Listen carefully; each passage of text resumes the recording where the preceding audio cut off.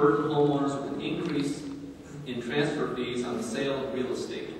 South Dakota has tried to increase this tax for the last 2 years.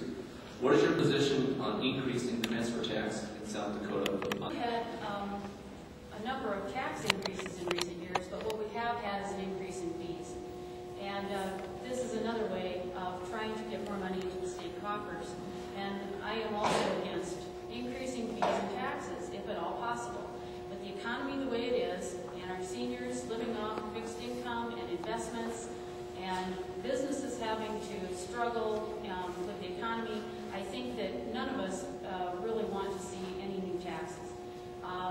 I agree with Kevin on the fact that I believe we need open government, because I think that there's money there that we don't know about. It's being spent maybe unwisely. I don't know, because I'm not able to get in and see how that money is being spent. I think that we need to look better, be better managers of the taxes and fees that we're collecting now, and being very fiscally responsible, because I don't think that right now any of us can afford to pay more taxes. Finally fortunate enough to buy our first home a couple years ago here in Spearfish, and we're very happy there. We don't plan on selling anytime soon. But what if we did? You know, I wouldn't want to increase taxes on that. I'm not for increased taxes of any sort. South Dakotans pay enough taxes. I think what we need to look at when we're talking about revenue is, can we develop new industries? Can we develop our alternative energy? Can we capitalize on the Homestake Lab, the Sanford Underground Lab, use that to get to the forefront of the burgeoning green economy here in the United States, develop the technology corridor, bring the types of businesses in that will provide good jobs, and increase our revenues that way. We can't tax our way out of a revenue shortfall. With the population the size of ours, we just can't. I wouldn't support an increased tax there. I think what we need to do is make sure we're spending all the money that we already have from the taxpayers wisely. Part of that would go back to clean and open government. There's over 3,000 contracts the state government holds.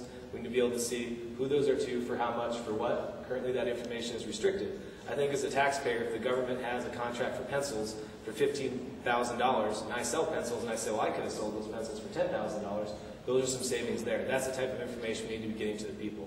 But to get to the question, I certainly don't support an increase in that tax. I support using the tax dollars we have wisely, working on economic development so that the state has additional revenue streams, and then building our state revenues that way, not by placing more taxes on people who already, as you guys probably all feel, pay penny taxes. Line of taxes and fees, I got a hold of the line of being very fiscally responsible.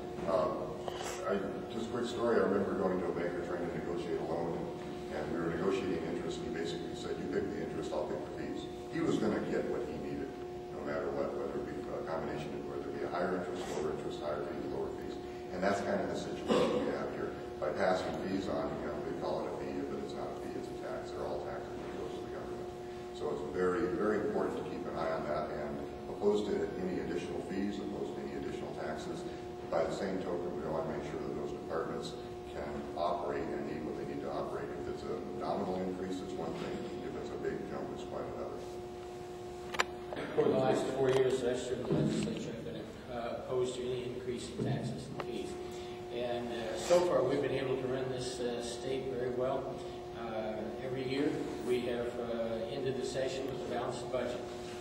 I don't think that this fee is going to make that much difference in the day-to-day operation of the state. Here again, I recall when it came up last year, we discussed it, we voted against it, and I would do the same thing if it came up this year. What we need to look at is to be able to be more fiscally responsible with the income that we do have, but keep in mind, with the situation with the entire economy throughout the United States, and with the fact that we're getting less and less money from the federal government all the time, we're going to have to be really fiscally responsible. We're going to have people in charge that have the experience and the knowledge and background to be able to take that income that we have, along with those reduced fees from the federal government, and continue to have a balanced budget, but yet on the other hand provide for the needs of the people. So basically, we're opposed to any new taxes or fees. Government fees and taxes are almost synonymous. So basically, to increase the fee is to increase the tax. When I was in city government, that was a common element to increase the fees, say, in your garbage, water, sewer, which in essence was So that's a tactic that is often used by government. So I would go on record as being opposed to that. I do believe we're going to have some huge challenges in Pier. I understand that the highway department is short about $40 million. I mean, we have to make that up somehow. But I stand opposed to this particular fee on real estate transactions.